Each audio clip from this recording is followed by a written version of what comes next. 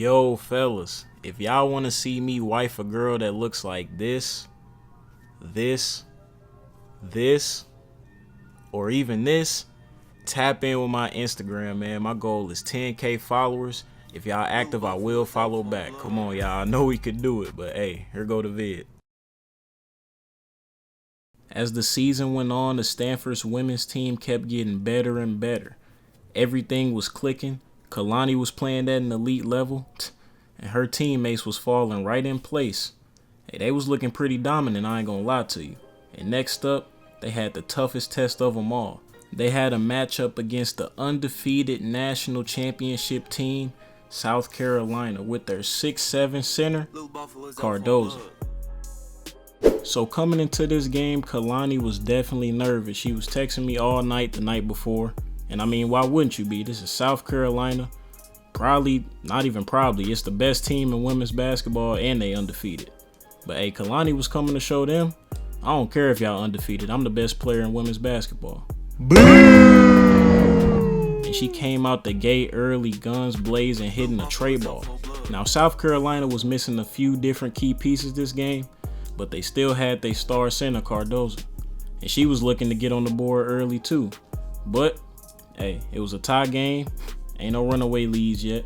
And on the next offensive possession, they ended up missing a shot, but Cameron Brent got the board and put 2 points up. And they was looking good in the beginning of this game, man. Next possession, KALANI got an easy steal. She was pushing in transition, and you know she liked to find her teammates as she made a crazy pass to the power forward for an easy bucket. I'm not gonna lie, we could talk about KALANI's scoring ability all day, but hey, that girl could pass. I don't even know how she was able to get that pass through there.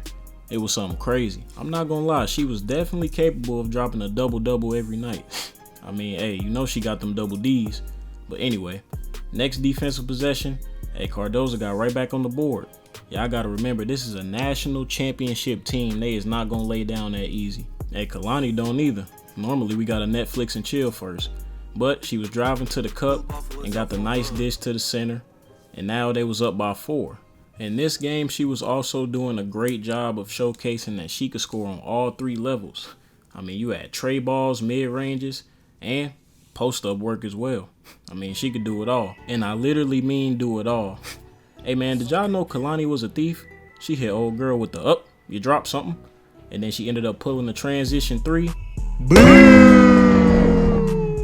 It was finna be good night Irene in a minute. So toward the end of the first quarter, Stanford had a 9-point lead on South Carolina, and KALANI was not looking to let up as she got the bucket with 6 seconds left to go in the first quarter. Now, one thing this Stanford team is good at doing is defending and jumping out to an early lead because of turnovers. And I ain't gonna lie, they ain't think it was gonna be possible against a team like this, but the way it's going in this first quarter, it might get ugly quick. I was at home watching hype though. They could really pull this off. But hey, Cardozo said, hey, I don't know about all that. And she was looking to get the ball in the post on their next possession. And I ain't gonna lie, she was going to work. And don't nobody really stop her, so hey, if they let her get going, it was gonna be a long night. And I think in that moment, KALANI said, okay, they starting to go to work, so I need to go to work. Hey, she had no fear and got to lay over 2 people. I'm telling y'all, man, she tough. And I'm not gonna lie, the Stanford defense was forcing South Carolina into some bad shots, but hey, Cardozo would just come in, straight cleanup crew on aisle 7. Hey, remember I told y'all KALANI was like my twin on the court? I'm telling you, she got the board, and then she was pushing in transition, got the easy lay. Looking like my Stanford days. But it ain't stopped there.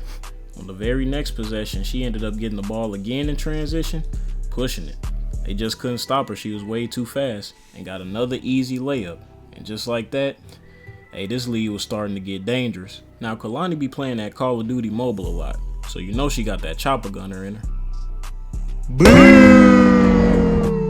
Hit another tray ball. This whole game, KALANI was showing no fear and put the team on her back.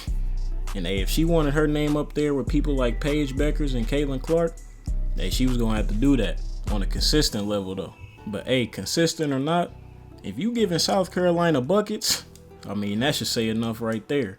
Not many people doing that. Like I told y'all, national champion and undefeated, hey, that's tough. As she pulls up with the witty-mitty bucket.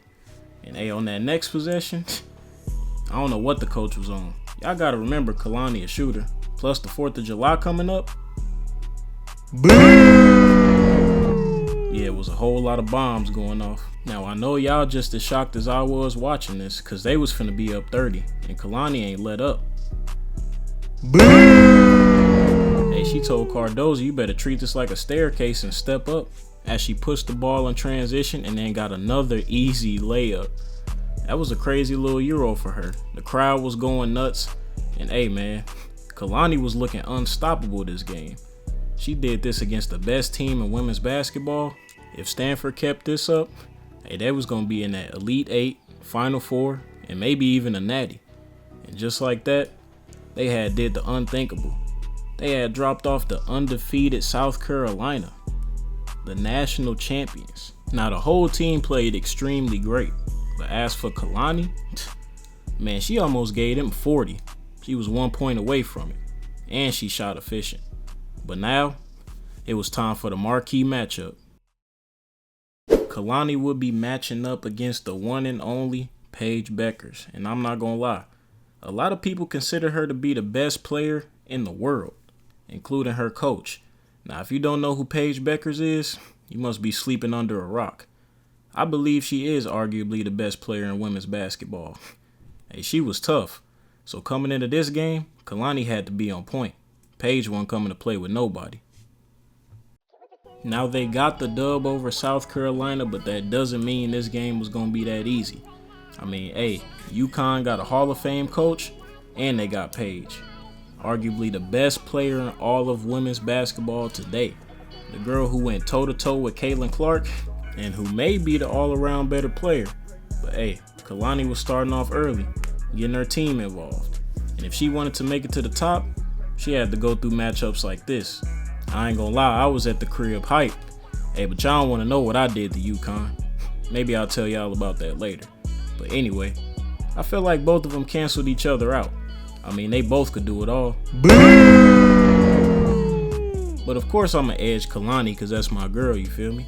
But she can rebound, so can PAIGE. She can pass, so can PAIGE. She can get to the cup and score at will from all 3 levels. Hey, PAIGE can do that too. So this game, she needed to show her that it was levels. And early on, she looked to do just that, getting that crazy Euro finish. On the next play, Kalani was just like Wiz Khalifa, cause she wanted nothing but smoke. Went straight at PAIGE and hit a tough move to get the layup finish right over her. But I know y'all ain't think PAIGE was just finna sit here and do nothing. Man, she called ISO right back, got a screen, and hit that patented mid-range she known for. Hey, this was looking like it was finna be a game. Right after that, hey, KK got caught slipping on defense, and PAIGE hit a 3. She was starting to heat up. Hey, I don't know what she thought this was, but hey, you gotta guard at all times. That's PAIGE BUECKERS. It do make sense she was falling asleep on defense though. I mean, that's what she always do. Maybe that's because of the work I put in. But when she on offense, hey, you better not fall asleep. Boom! Yeah, I know she a shooter, man. Hey, and I know it's my cousin, but hey, she might be a better shooter than Lonnie. I'm trying to tell y'all, KK got it, but so do PAIGE. Like I said, you gotta step up. As the game went on, this was living up to everything it was supposed to. Both of these girls were showcasing their skills at the highest level. Both of them were putting up buckets, and both of them put the team on their back. Now, it just came down to who wanted it more. And Kalani really wanted this ISO on PAIGE and got a tough finish. I'm not gonna lie, PAIGE played some excellent defense on that play.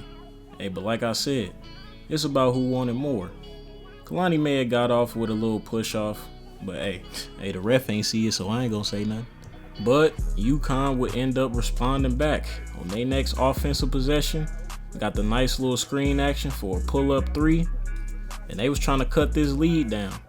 Hey, the game was still close, I'm not gonna lie. It wasn't like the South Carolina game, but that don't mean Kalani wasn't finna be aggressive. She called for a screen, rejected it, and ended up getting an one bucket right over PAIGE too.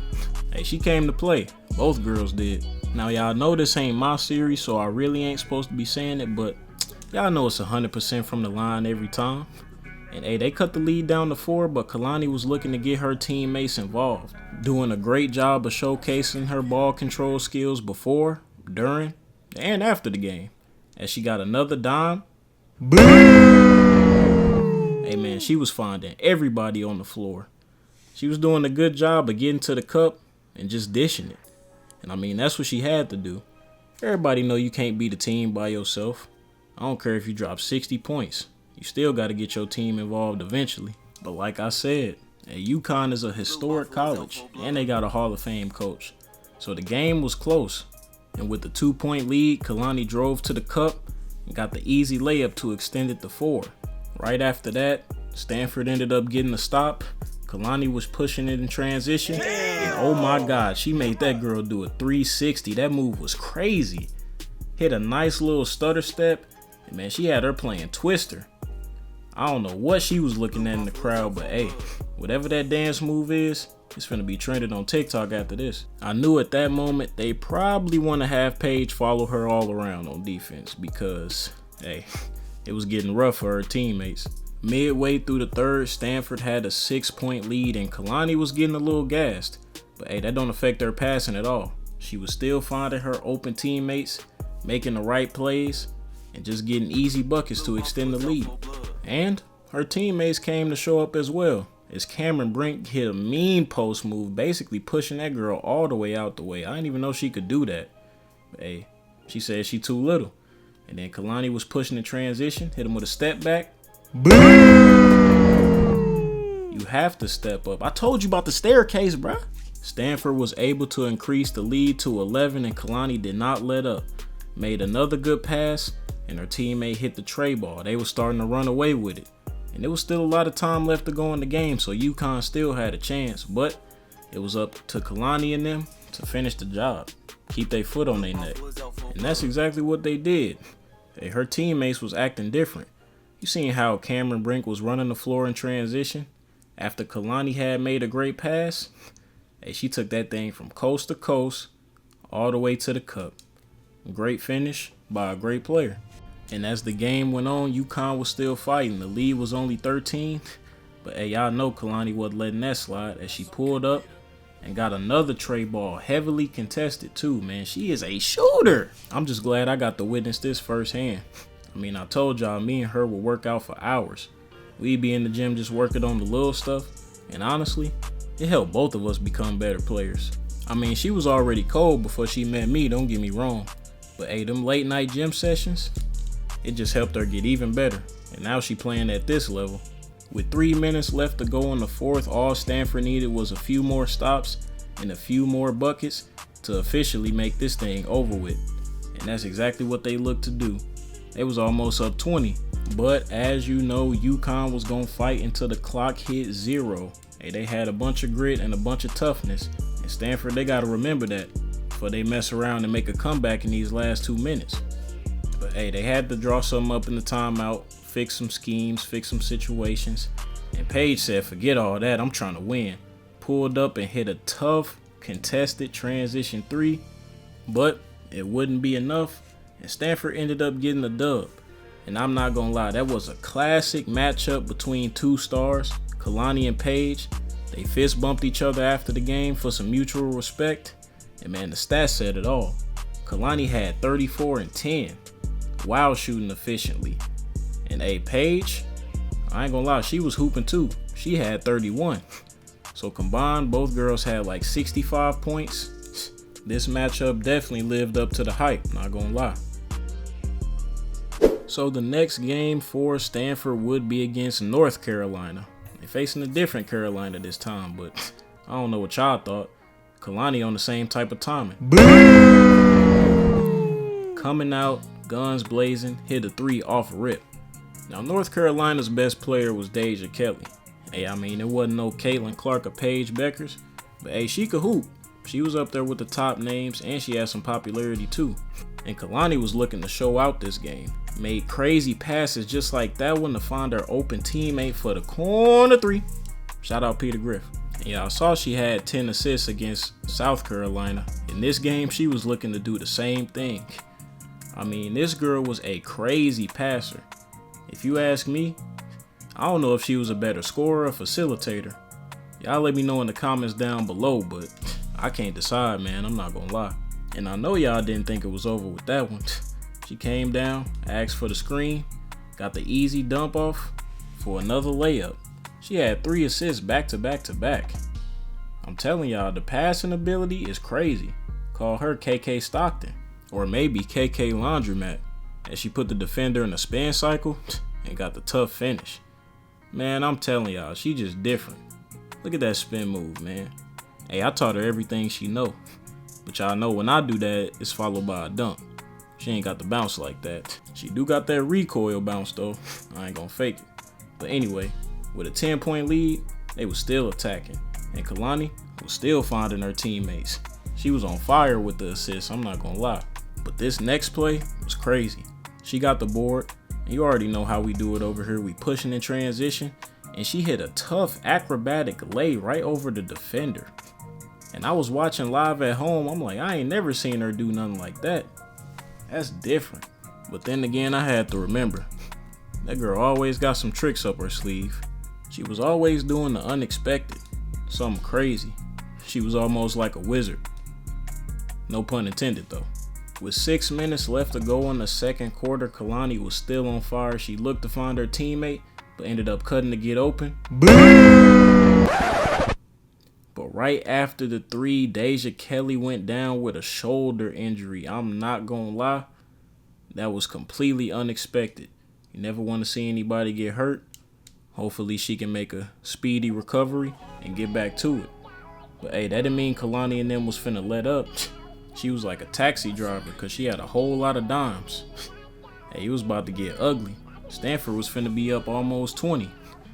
UNC ended up getting the bucket, but hey, Kalani had to get one right back as she found Cameron Brink for the wide open layup. She was just making it look too easy out there, man. Speaking of easy, she drove and ended up getting an and one bucket. I'm telling y'all, she dangerous. 1 minute she passing, and then the next minute she ISOing you and getting straight to the cup, or she could even ISO you and get a tray ball. I don't know how she ended up hitting that crazy layup. Hey, she just had some strong grip, I guess. But on the next play, she ISO'd, got another tough bucket. A lot of them defenders on UNC, they was just too little for her, I'm not gonna lie. She just put them in the spin cycle. I guess that was becoming her patented move. A little turnaround midi jumper. It was cash almost every time. You gotta guard it. But hey, this game was looking like me when I Netflix and chill with Kalani. It was a whole lot of finishes. Cause on the next possession, she called ISO, went straight to the cup, and got the tough bucket. I'm not gonna lie. I could see from watching at home, she was putting in that work in the gym. Cause that lay package was getting crazy. It was at that moment I knew, hey, she had a chance to go to the NBA draft. And not only go, I think she could be the #1 pick. She had the option to come back for a 5th year and get some more of that NIL money, but I ain't gonna lie. The way she playing right now, I don't see nobody better than her. And just like that, Stanford would get the dub over North Carolina. And Kalani had herself a game, I am not gonna lie. She ended up dropping 31 and 12 with 9 rebounds, almost a triple-double. Pretty soon she was gonna have to see Caitlin Clark.